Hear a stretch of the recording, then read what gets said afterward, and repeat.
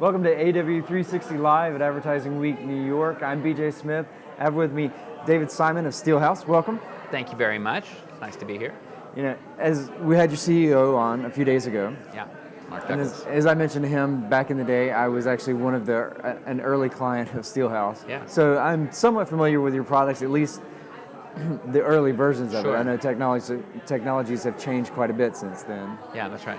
One of the things I wanted to talk to you about is something that has popped up here and there during the week. We've been talking so much about video content. Sure. You had a panel today at 3 o'clock that was, can brands actually tell a story in 6 seconds? So, Yes. can they? What have we learned from that? Yeah, so we certainly explored that with the panel, and I think the answer is yes. And everyone knows that, but what they want to know is how and in what ways and in what channels and to what end. How does it really help a brand? And what do you mean by a story? Right.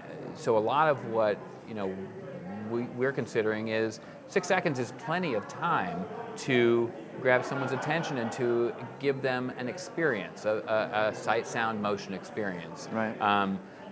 It's not really enough time to do a sort of problem solution, and here's where you go to buy. A typical pitch. Right, which you might have in a 30-second television commercial, but it's not a 30-second television commercial. And so I think what we're exploring as a advertising community is, how do you use this to great effect? Is it different for different sorts of brands? Of course. Is it different relative to the content that you're positioned against? Of course, right? Right. What we're seeing as effective is video that does play a part in a larger storytelling framework. That if you're going to tell a significant story or a product-centric story, to be able to give people a taste, to be able to give them a view, to be able to entice them and get them to begin the conversation with 6 seconds is extremely effective.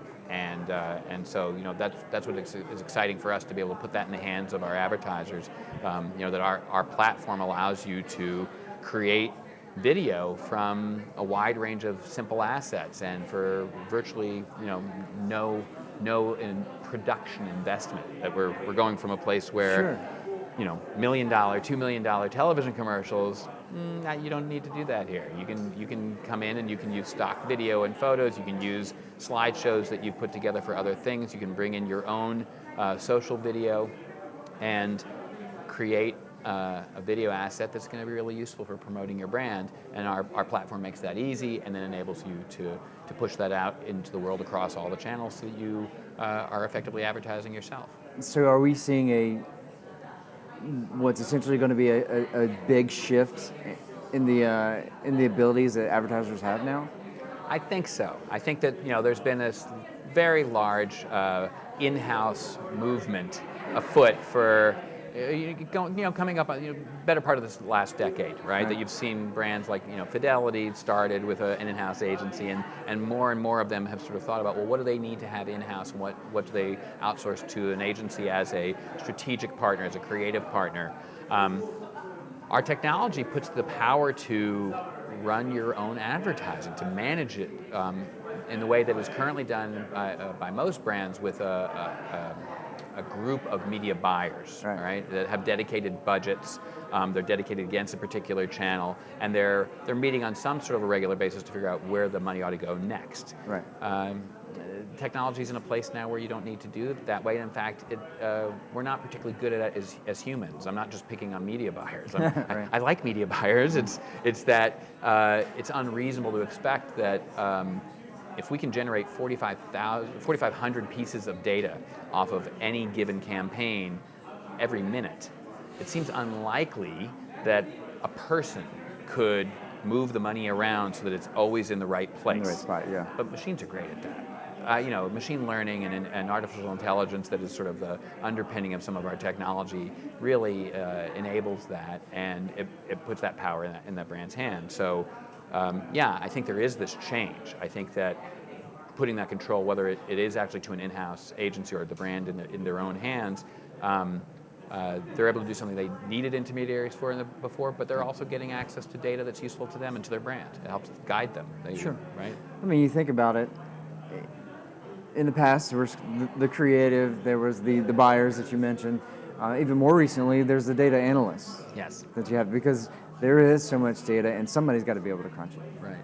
Right. And yeah, I think this is an exciting time for me. You know, to actually see the way the advertising field's growing. Yeah. What has kind of got you excited about either current technology or technology that we see on its way? Oh, I think there's, as you say, it's a great time to be a marketer. It's a great time to be in marketing, in advertising. There's so many trends, whether we're talking about the in-house movement, or we're talking about the advancement of technology, whether we're talking and access and use of data to really drive what you're doing. The idea that data-driven creative is likely to be a larger and larger part of more campaigns, even local campaigns, even small businesses should be able to target you and also message you in a way that's appropriate to you. Right. And I think that's exciting because that changes the user experience for the better. You know, that one change that I think is a scary one for the ad community, but shouldn't be, is this fear of losing access to the data that helps you target and customize, right? That the fear is, the war on cookies and beyond. My suspicion is that there will be some form of backlash to that from consumers. Not that I don't want you to know about me, I'm worried you know my credit card number. They know that's not the case, but they don't want to get ads for stuff they don't want. No. And they don't want to get ads that aren't appropriate to them. And and then they'll start installing more ad blockers. Yes, right? But I think that it's a misplaced distrust, right. Because if in fact those technical hooks that enable advertisers to message appropriately go away, we're all going to be seeing the wrong ads.